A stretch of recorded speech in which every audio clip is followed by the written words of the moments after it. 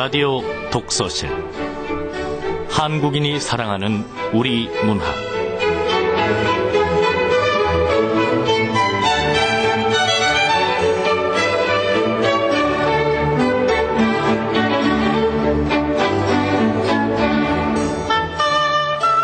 안녕하세요. 아나운서 김경란입니다. 말을 위한 기도 이혜인.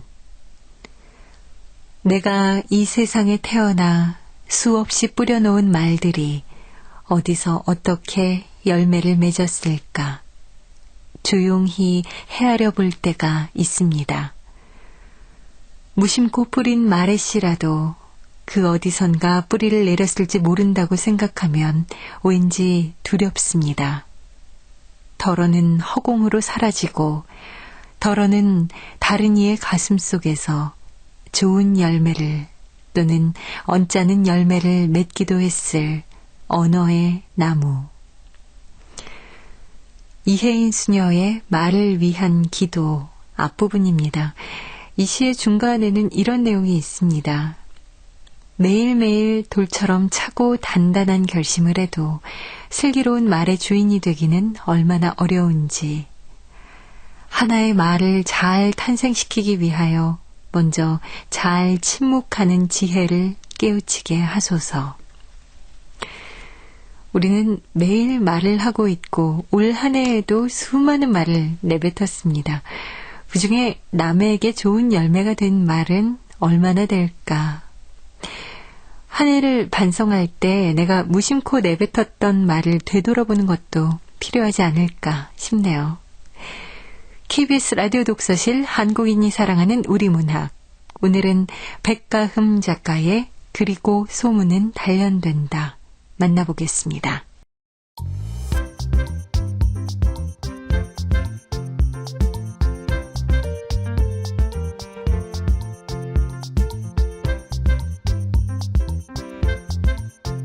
소리로 만나는 책 라디오 독서실. 한국인이 사랑하는 우리 문학을 김경란 아나운서와 함께 만나봅니다.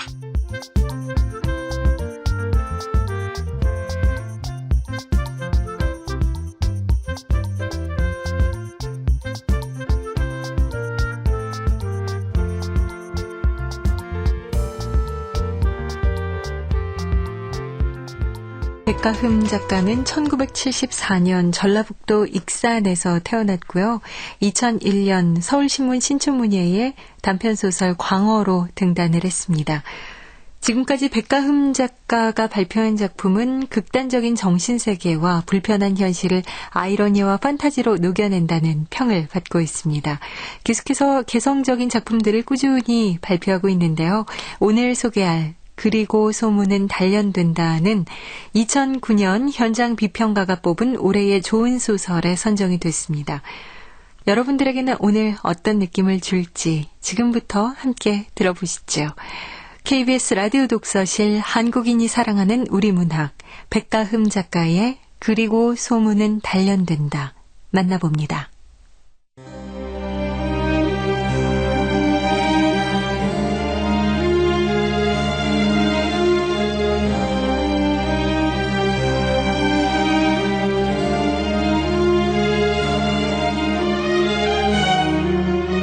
그리고 소문은 단련된다. 백가흠.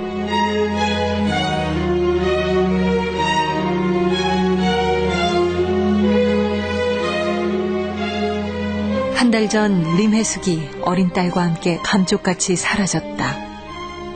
농장 주인 김 씨의 절도 신고를 받고 출동한 강 형사는 신경질이 삐죽 솟아났다. 없어진 물건들을 그때서야 찾고 있었는데 사라진 것은 온전히 림혜숙과 7살 난 딸아이 뿐이었다. 단순 가출 같은데 더군다나 애도 데려갔다면서. 아니, 갈 데가 없는 사람이라고요. 북한에서 온 지 얼마 안 됐다니까요. 제발 좀 찾아주세요. 농장 주인 김 씨는 말없이 다급하게 돌아서는 강 형사의 팔을 붙잡고 늘어졌다.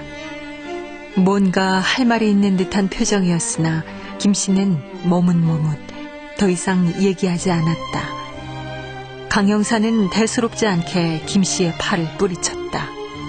그러나 김씨는 포기하지 않고 다음 날에는 간첩 신고를 했고 며칠이 지나고선 실종 신고를 했다. 수배라도 떨어지면 어디 있는지 알 수 있을까 해서였다. 강 형사가 마지못해 다시 농장을 찾았다.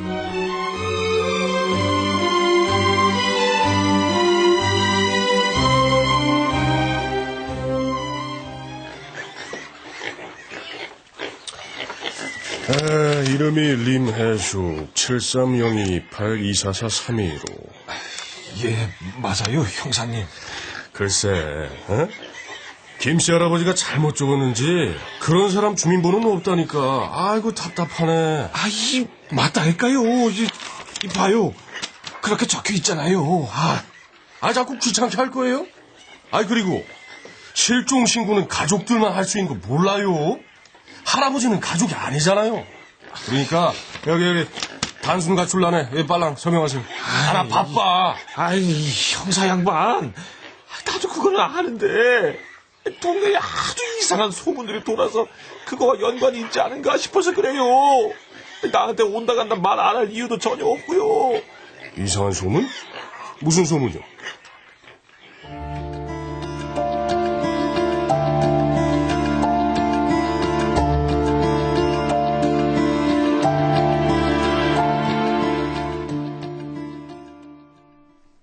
사거리 약국 앞을 지나는 사람들 치고 안을 힐끔거리지 않는 사람은 없었다.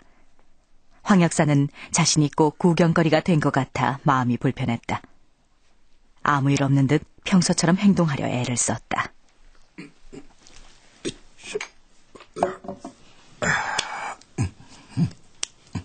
황 약사는 거울 앞에 서서 가지런히 머리를 정돈했다.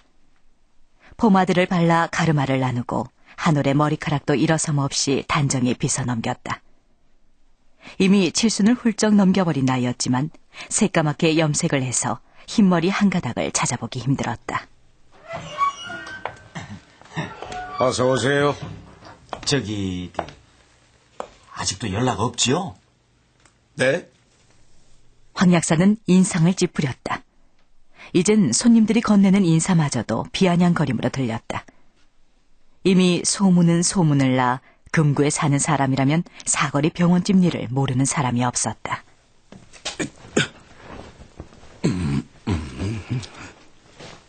황 약사는 대꾸 없이 천천히 가운을 걸쳤다. 하얀 가운의 단추를 하나하나 채우며 남자가 등지고선 창 너머 거리를 흘끗 쳐다봤다. 걱정해주는 척하면서 뭔가 새로운 소식을 얻으려는 저 제스처. 요즘 약국 찾는 손님 대부분은 저런 식이야. 이럴 때일수록 담담하게. 뭐 줄까요? 저 목이 좀 아파가지고요. 어떻게 아픈데요? 저기 약사님, 들으셨죠? 구이마을 쪽에 농장이 있는데 거기서도 한 달쯤 전에 여자가 없어졌대요. 어째 이게 동네가 뒤숭숭한 것이 이게. 약 사러 왔으면 약이나 사가지고 가세요. 편도선 약 2,000원. 여기. 설마 얌전하고 예쁜 새댁이 그러기야 했겠어요? 약사님, 그냥 다 남만하게 좋아하는 사람들이 만들어내는 것이니까 너무 신경 쓰지 마세요. 계세요. 남자가 돌아서 약국을 나갔다. 황 약사는 창 너머 성큼성큼 멀어져가는 남자를 뚫어져라 쳐다봤다. 황 약사의 며느리가 조용히 사라진 것은 한 달쯤 전이었다.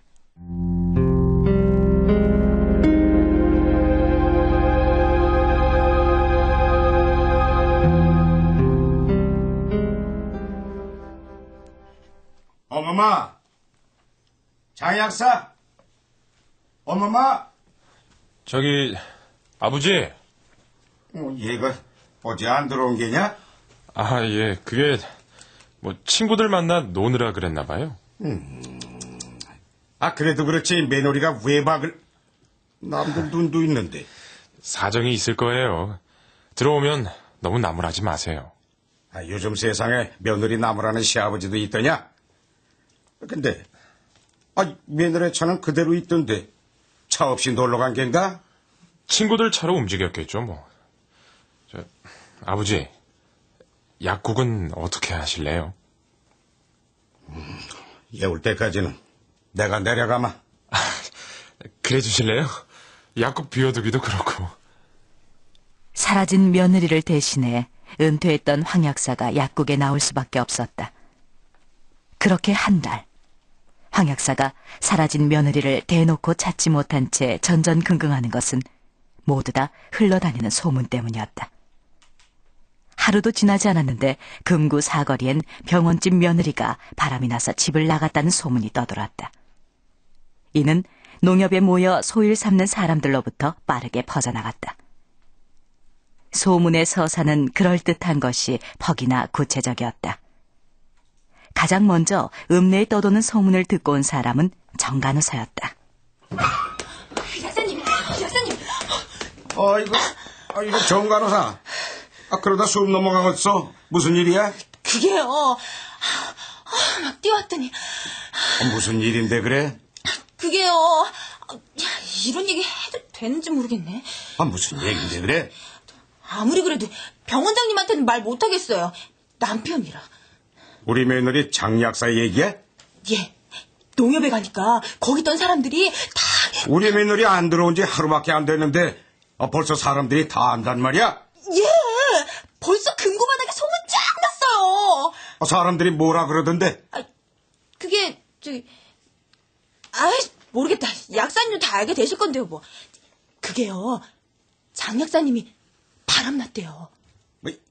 우리 며느리가 바람이 나? 네. 누구하고? 왜? 왜 바람이 났는지는 모르겠고, 제약회사 영업사원 있잖아요. 그 키 크고 잘생긴 영업사원. 약사님도 보신 적 있으시죠? 그 영업사원하고 바람나서 도망간 거라고 소문 다 났어요. 사람들이 참 할 일도 없구먼. 남의 말이라고 어떻게 말도 안 되는 얘기를 떠들고 다니나 그래? 그러게 말이에요. 저도 말도 안 된다고 그러기는 했어요. 저기 정간호사, 병원장한테는 아무 말 하지 마라. 알았어요. 제가 입이 좀 무겁잖아요, 약사님. 저 올라가 볼게요.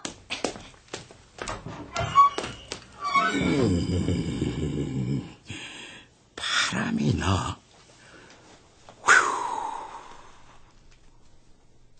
그럴 리 없다고 생각하면서도 마음이 산란해지는 것은 어쩔 수 없었다.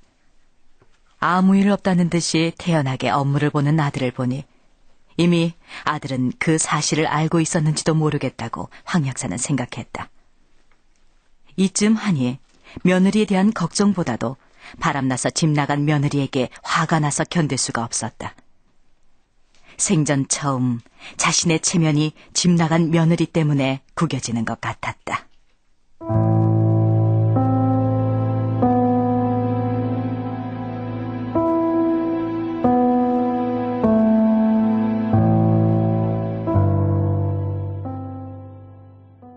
금구 사거리에 떠도는 추잡한 소문을 부정하는 사람들은 장 약사의 친정 식구들 뿐이었다. 하지만 추문을 뺀 믿고 싶은 소문만을 가장 맹신하는 사람들이기도 했다.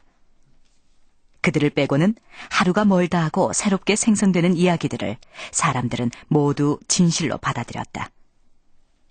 남의 일이기에 이왕이면 다이내믹하고 흥미진진한 이야기가 되었으면 하고 바라는 것 같았다.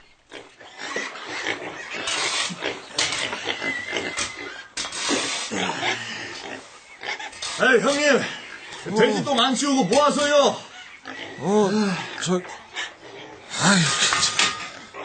미안하네, 동생. 나 좀 나갔다 와야 되겠어. 또 어디 간다고 그러세요? 벌써 한 달째 찾아보고도 없으면 없는 거요. 그거 없다니. 없다니. 사람이 없어지는 게 말이 돼? 아니, 내 얘기는 금구 사거리 병원장 부인도 바람나서 도망갔다던디. 이매숙이는 그럴 여자가 아니여. 나 좀 나갔다 올 테니까 동생이랑 수고 좀 해줘. 농장 주인 김 씨가 리메숙을 찾아다닌 지도 한 달이나 지나고 있었다. 눈코 뜰 새 없는 농장일도 내팽개치고 김 씨는 북한에서 온 리메숙을 찾아 틈만 나면 전국 방방곡곡을 헤매고 다녔다. 간절히 원하는 자에게 소문은 언제나 준비되어 있었다. 소문은 무성했고 무서웠다. 전국 사방곡곡에서 그녀를 봤다는 사람들이 제보를 해오기 시작한 것은 현상금이 적힌 전단지를 뿌린 후였다. 제일 황당한 제보는 그녀를 영국에서 봤다는 사람의 얘기였다. 김 씨는 사람들 말은 믿을 게 못 된다는 것을 몸과 마음이 모두 지친 후에야 깨달았다.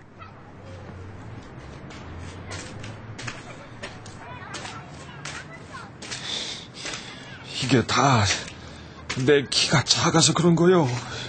내 키 때문에 일이 꼬여버린 거라고.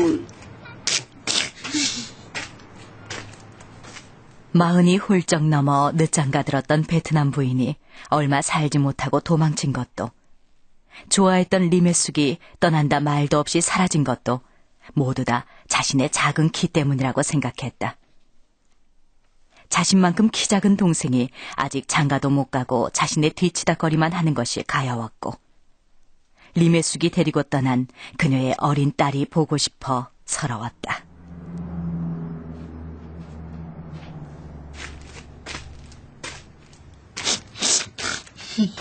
뭐 어디서 밥이나 제대로 먹고 있는지.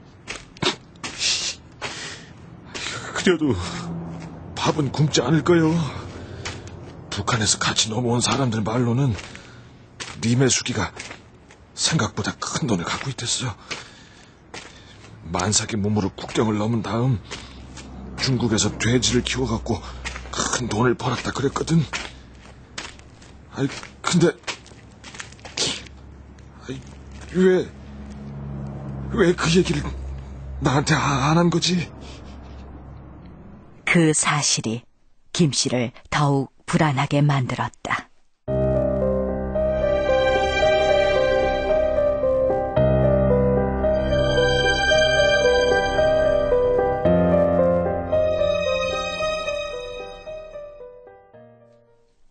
황 약사는 사돈 식구들이 번잡하고 떠들썩하게 동네를 수소문하고 다니는 것이 탐탁스럽지 않았다. 3대를 이어 동네 유지로 살아온 체면이 행실이 바르지 못한 며느리 탓에 날아간 것 같았다. 황 약사는 모든 것이 그냥 조용하게 지나갔으면 하는 바람밖에 없었다. 경찰들이 약국과 병원을 드나드는 것도 못마땅했다. 그러나 그것도 잠시. 경찰들마저도 장 약사가 실종된 사건을 단순 가출로 보고 수사에 적극적이지 않았다. 친정 식구들만이 소문을 조차 진실을 찾아다니고 있었다. 친정 식구들은 매일 아침 일찍 아예 금구 사거리로 출근하다시피 했다. 친정 식구들은 소문을 쫓아가다 보니 은근히 장 약사의 남편을 의심하게 됐다. 그 얘기는 사거리 별다방 미수정으로부터 흘러나온 얘기였다.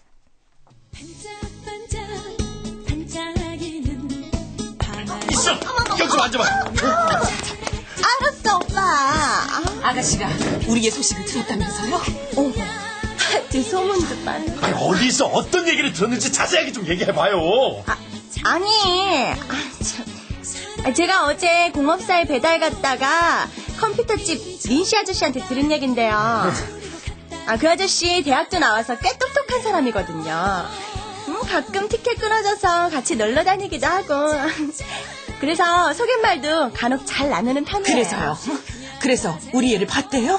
아니, 저도 사정이 있는데 이렇게 오래 붙잡아 두시면은 저 티켓 끊어야 하거든요. 예? 지금도 배달 밀려있어서 참. 여기서 사람들도 많은 데서 말 전하는 것 같아서 좀 누가 들을까봐 부담스럽게. 알았어. 돈 줄게. 티켓값 주면 되잖아. 그러시다면요, 뭐. 사실은 민씨가 장 약사님 차를 봤대요. 어디서 봤대요? 한밤중에 저수지 쪽으로 올라가더래요. 여기서 외제차가 장 약사님 차 하나잖아요. 그래서 금방 알아봤대요. 근데 마침 운전자가 창문을 쫙 내리고 있어서 누군지 훤히 보였대요. 운전하는 사람이 누구였대요? 그놈이 우리 누나를 죽인 거야.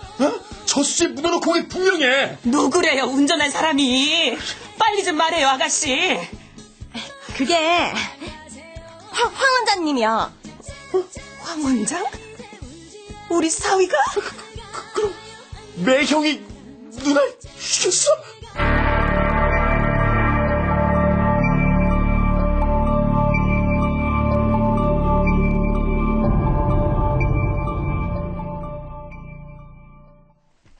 창밖으로 며느리의 친정 식구들이 사거리를 지나가는 것이 보였다. 황 약사는 사돈 식구들을 보며 쓴 웃음을 지었다. 그들이 약국과 병원에 찾아와 난리를 친 것은 2주 전이었다. 병원 문을 열기 전이어서 다행이라 생각했지만 그렇다고 아무도 없었다는 것은 아니었다. 친정 식구들은 노골적으로 황 원장에게 적개심을 드러냈다. 장 약사의 남동생은 다짜고짜 매형의 멱살을 잡고 늘어졌다. 듣고 왔어, 이 자식아. 전하, 마누라가 없어졌는데도 네가 이렇게 무사태평인 이유가 있었어. 경찰 불렀으니까 꼼짝 마.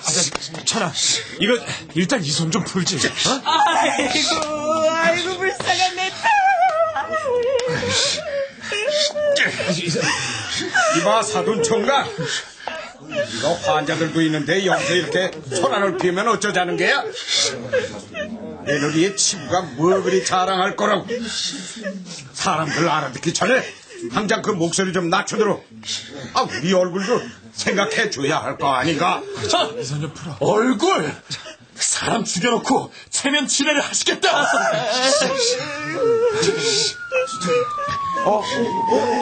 이게 뭔 소리야?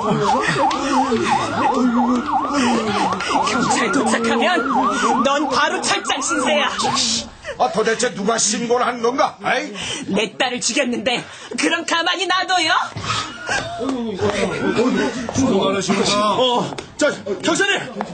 이 사람이에요. 살인범! 지금 목격자도 있다고요. 이보게, 강 형사. 내가 조용히 소문 안 나게 수사해달랬더니 이렇게 요란하게 설레발을 치면 어쩌자는 게야? 살인사건 신고가 들어와서 어쩔 수가 없었습니다. 살인? 별다방 미수정이 컴퓨터집 미씨한테 들었는데 매형이 우리 누나 실종되던 날 밤중에 누나 차를 몰고 저수로 올라가는 걸 봤대잖아요. 난 또 뭐라고. 그건 사실이 아닙니다. 이런 자리에서 자세한 사실을 말하긴 뭐하지만 그때 그 황 원장은 부인과 같이 있지 않았습니다. 그게 무슨... 위치 추적을 해봤는데 그 시간에 저수지 쪽으로 누님이 간 거는 확실해 보이는데 남편분은 타 도시에 계셨습니다. 알리바이가 확실해요. 새벽까지 다른 도시에 있었던 게 분명합니다. 아이고, 대체 어디 간 거야?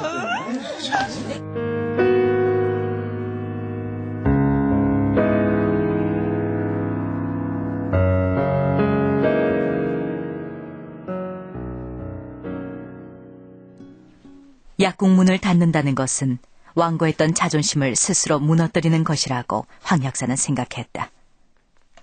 아버지에서 시작해 자신을 거쳐 며느리까지 수십 년을 한자리에 약방을 열어온 것에 존경을 아끼지 않던 사람들도 황 약사의 깔끔하기만 했던 자존심에 흠집을 내기 위해 찾아오는 듯했고 평생을 동네에서 함께한 친구들마저도 숨기고 있었던 시기와 질투를 위로라는 이름으로 핑계 삼았다.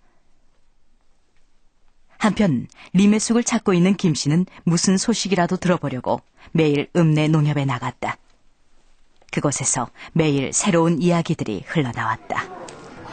그렇다니까 진짜. 여기 좀 앉아도 돼요? 마음대로 하세요. 예. 그 소문 들었어요? 무슨 소문이요? 글쎄 내가 경찰들끼리 하는 말을 들었다니까요. 이혼 안 해줘서 부인을 죽이고 저수지 근처에 묻었다고 하더라고요. 알리바이 때문에 핸드폰도 여러 개나 가지고 있었대요. 뭐야? 리메숙과 어린 딸이 산채로 묻혀 살려달라고 애원하고 있으면 어쩐다.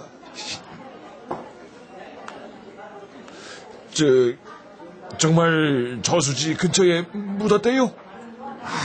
황 원장, 젊은 사람 치고는 그렇게 나쁘게 보이지 않더니만. 그 아버지가 박복해서 그런 거야. 그 양반 평생 인정머리 없이 말이야. 그래서 부인도 일찍 죽었잖아. 그게 이번이라고 무슨 상관이 있어. 황 역사가 사람들한테 피해 준 건 또 뭐고. 이 사람도 참 그냥. 왜 상관이 없어요? 그렇게 돈 많이 벌었으면서 동네를 위해서 뭐 한 게 있어요? 아니 뭐 돈 좀 벌면 마을에 뭘 해야 된대? 모여 앉은 사람들이 웅성웅성 제각각 한마디씩 늘어났다. 매일 아침 전에 있던 소문에 새로운 이야기가 더해져서 서사는 점점 완벽해지고 방대해져 갔다. 그러다 보면 금구마을의 하루는 금세 지나갔다. 에이, 아니에요. 제가 지지난주에 경찰들 몰려오고 난리 났을 때 그 병원 안에서 다 들었거든요. 그 여자 바람나서 남자랑 외국으로 도망갔어요. 영국이라든가. 황 원장이 하는 얘기 직접 제가 다 들었어요. 이게 그 헛소문이라더만. 그 뭐 언제적 얘기를 지금 하고 있는 거야. 이거 누가 봐도 납치 살인이야. 범인들이 카드도 썼다더만 그거. 살인 남편이요? 그야 모르죠. 내연 관계인 남자가 있었다니까 납치당했을 수도 있고. 남편이야 범인이 아니니까 경찰이 가만히 있는 걸 테고. 그럼 그 영업사원이라는 사람이 죽였나? 아니야. 그 사람도 며칠 전에 보니까 여전히 뭐 돌아다니던데 뭐. 그리고요, 이건 아직 확실한 얘기는 아니지만 제가 어제 사거리 다방 마담에게 들은 얘긴데요, 꽤 설득력 있더라고요. 뭔데? 그날 장약사차에 실려간 여자는 장약사가 아니라 돼지 키우는 북한 여자였대요. 뭐요? 김 씨는 자신도 모르게 고함을 버럭 지르며 자리를 박차고 일어섰다. 사람들은 영문을 모르겠다는 듯 어리둥절한 표정으로 김 씨를 쳐다봤다. 그럼 애기는요? 딸애는 어쨌대요? 아니 딸이... 무슨 딸이요? 아니 자세히 좀 말해봐요 좀. 근데 누구요 당신은? 나요. 그 여자와 같이 살던 사람이요. 분명히 여자아이도 있었을 텐데 도대체 저수지로 가서 어쨌다는 거예요? 아니 나도 들은 얘기라. 소문에 그렇다는 거죠. 제발 얘기 좀 해줘요. 어떻게 됐대요? 애는요? 나도 들은 얘기는 그게 전부예요. 궁금하면 마담한테 직접 물어보시지. 그러세요. 과수원 장 씨가 김 씨를 밀치며 자리를 떴다. 뭔가 흥미진진한 이야기를 고대했던 사람들은 싱겁게 마무리된 데에 실망감을 감추지 못하며 하나둘 흩어지기 시작했다. 김 씨는 서둘러 문을 나서는 장 씨를 뒤따라 달려나갔다.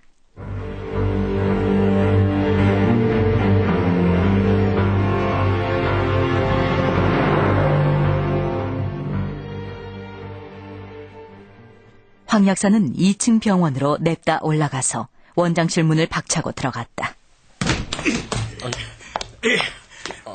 아버지, 왜 그러세요? 네, 아무 말도 안 하고 너만 믿고 있었는데 도대체 어찌 된 게야? 무슨 일이세요, 아버지? 너 사돈 총각 말대로 장약사랑 무슨 일이 있었던 거지? 네가 이렇게 대표하에 앉아있으니 사람들이 수근수근 말들이 많잖아. 오늘은 내가 무슨 말까지 들은 줄 알아? 아버지도 참, 다 헛소문인 거 아시잖아요. 에이? 아버지까지 그러시면 어떡해요? 저 장약사하고 아무 문제도 없었어요. 저도 답답해서 죽을 지경이라고요. 그런데 왜 이렇게 가만히 앉아있는 게야? 나가서 찾아보기라도 해야 할 거 아니야? 살림을 차렸다면 가서 머리채를 휘어잡고서라도 들어와야 할 거 아니야?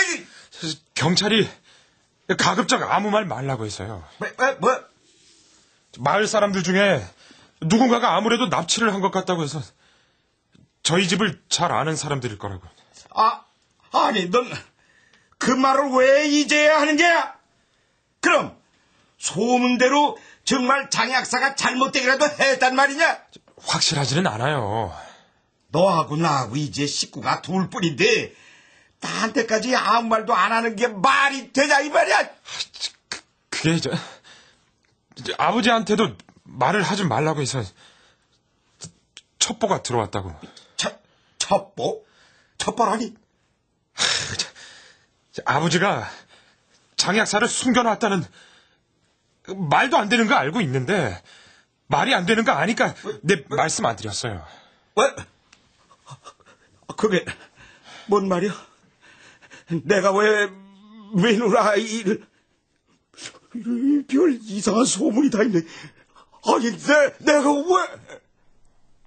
아들의 말을 듣고 보니 황 약사는 약국 앞을 지나다니며 흘깃거리던 사람들의 시선을 그제야 이해할 수 있게 됐다.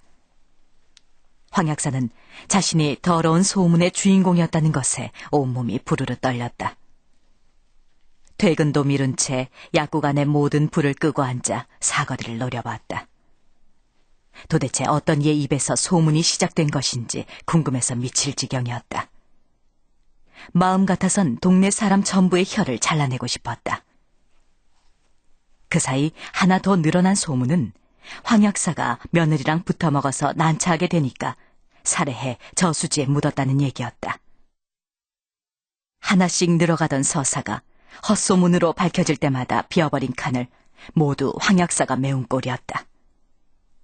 사람들의 상상력은 언제나 진실보다 앞서 있었다. 아무리 그래도 어떻게 내 아들까지는 날 의심해. 나보다 소문을 더 믿다니. 아버지, 괜찮으세요? 괜찮다. 나 내려가마. 좀 더 기다려봐요. 그래, 기다려보자.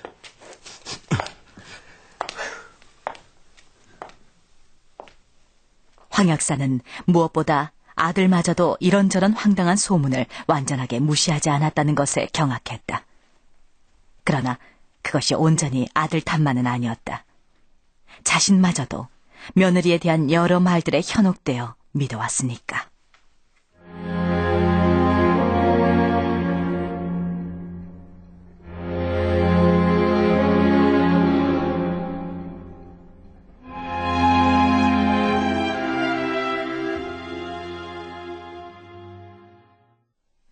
림혜숙이 없어지기 전 김 씨와 그녀 사이에는 아무 일도 없었다. 무슨 약속을 한 것도 아니었고 가지고 있던 감정을 그녀에게 말한 적도 없었다. 김 씨는 그녀에게 애틋한 말 한마디 못하고 헤어진 것이 안타까웠다. 김 씨는 달빛 머금 물을 보며 목 놓아 울었다.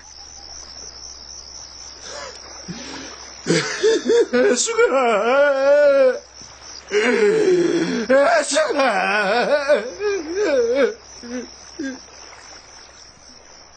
달로 이어지는 길이 저수지 한가운데 나 있었다. 달빛 위로 몸을 던져 잔잔한 물결 위에 큰 파장이라도 일으키고 싶은 충동이 일었다. 김 씨는 어기적 일어나 저수지를 향해 걸어갔다. 혜숙아,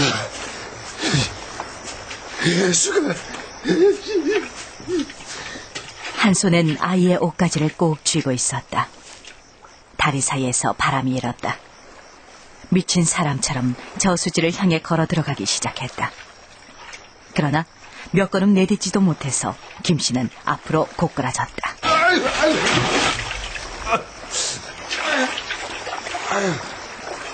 아유, 이게 뭐야? 이거는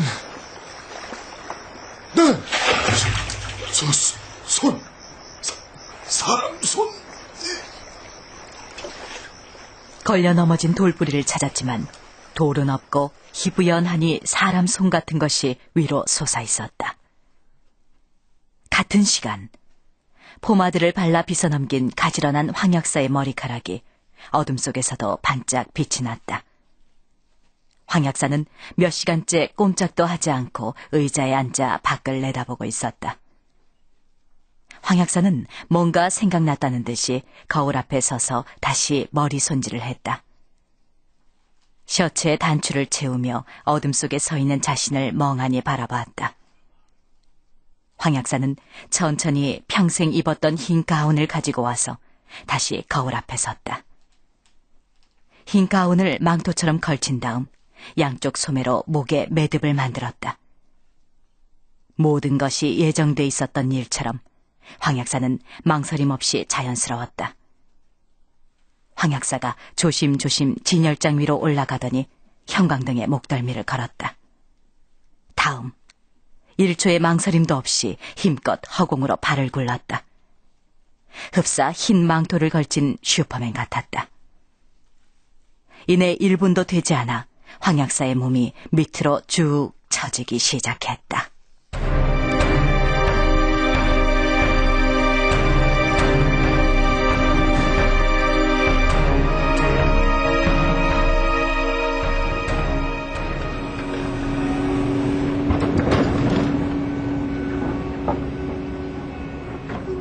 김 씨가 발견한 시신은 님의 숙이 아니었다. 그것이 김 씨를 더욱 절망의 나락으로 떨어뜨렸다. 김 씨는 여전히 아이의 옷가지를 품에 꼭 쥔 채 시신 발굴 작업을 지켜봤다. 경찰 말로는 발견된 여자는 한 달 전 사라진 장약사일 거라고 했다. 많이 부패된 시신을 확인하기 위해서 황 원장이 달려오고 있는 중이라고 했다. 강 형사가 현장 지휘를 하다 말고 멍하니 앉아있는 김 씨에게 다가왔다. 아유, 안 그래도 내일 찾아가려고 했더니만 김씨 할아버지 여기서 만나네요. 시신이 드러나네. 아이고, 저거 장약사잖아. 아이고, 어떤 놈인 짓인지 모르겠지만 입이랑 손목, 발목에 죄다 테이프로 감아놨는데 그냥. 아유, 저기 김씨 할아버지. 예. 그 여자 이름이 뭐랬죠? 림 해서. 하여튼 그 여자 찾았어요. 찾았어요? 어디서요? 그 여자 영국 난민촌에서 찾았대요. 영국으로 망명 신청을 했었는데 어떤 놈이 사기를 쳤더나 봐요. 망명해서 영국 가서 살자고 꼬신 거지. 거기까지 데려가서 여권, 주민증, 그리고 돈까지 훔친 다음에 그곳에 그냥 버렸대요. 누가 그런 짓을 해? 아이고, 그야말로 탈북자가 탈북자에게만 질 수 있는 사기죠. 국정원에서 연락이 왔어요. 사기친 탈북자 여기 어디 산다고 잡아놓으라고. 그러면 아이는요? 아이도 같이 있대요. 여하튼 한국으로 이송되고 있는 모양이니까 시간이 좀 걸릴 겁니다. 그래도 돌아올 수 있다니까 다행인 거지 정말. 영국까지 가 있으니까 사람을 찾을 길이 없지. 아니면 저렇게 묻혀있거나. 잔잔한 수면 위로 아무 일 없다는 듯이 물무늬가 소문처럼 고요히 번져나갔다.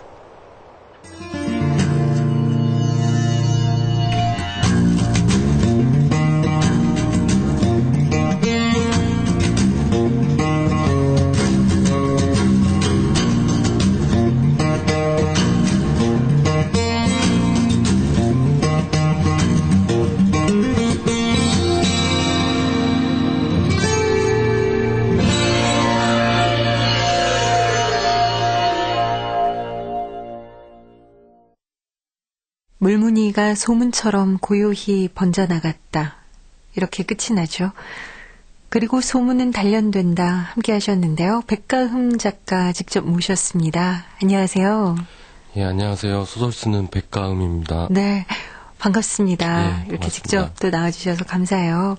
예. 이렇게 뵙자마자 드리는 질문이라서 조금 너무나 직접적인데, 정말 궁금해서 여쭤봐야겠어요. 장약사가 결국은 죽은 거죠. 예, 그렇죠. 왜 죽었을까요? 사고죠. 일종의 원래 이 모티브를 얻은 건 여기서부터 시작을 했었는데 이게 실제로 있었던 사건 중에 하나거든요. 그래서 뭐 이게 똑같지는 않고요. 네. 정말 이제 뭐 납치를 당해서 이제 사고를 당했는데 그거에 둘러싼 이제 사람들의 말 때문에 더 이렇게 그 죽음이 한 번 더 죽고 하는 그런 것들 해보고 싶었고요. 이 소설 안에서는 이 장약사를 누가 죽이고 왜 죽이는가는 실은 조금 무게가. 네, 안 나와 있잖아요. 그 이후에 생성되는 말이 주인공이기 때문에 좀 일부러 좀 모호하게 처리를 했어요. 그렇군요. 자, 이 작품에는요, 크게 두 가지 이야기가 들어있거든요. 실종된 사람이 2명이에요. 예. 장약사, 그리고 림혜숙. 물론 아이도 있지만요. 예. 이렇게 두 가지 얘기를 함께 담아서 이렇게 써나간 이유가 있으신가요? 일단은 둘의 연관성은 전혀 없죠. 소설적인 내용 안에서도. 다만, 이런 소문들이 흘러다니는 그 공간이, 이 실종된 2명을 연관 짓고 있는데요. 그게 이 소설 안에서는 아주 작은 마을이지만 실은 이게 확대되면 저희 나라일 수도 있고, 어떻게 보면 전 지구 촌일 수도 있고요.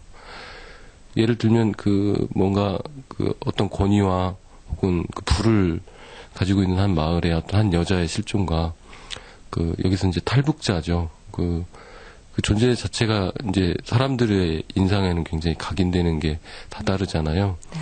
좀 그런 것들을 좀 대비시켜 보고 싶었어요. 어쨌든 없어진 사람들 혹은 그 이후에 이제 없어진 사람들이 주인공은 아니고 말이 주인공인 거니까요. 그 말들이 어떻게 생성되고 퍼져나가는지 뭐 그런 것들을 해보고 싶었습니다. 그래 얘기를 좀 약간 꺼내셨긴 했지만 이 작품을 쓰게 된 계기가 무엇이었나요?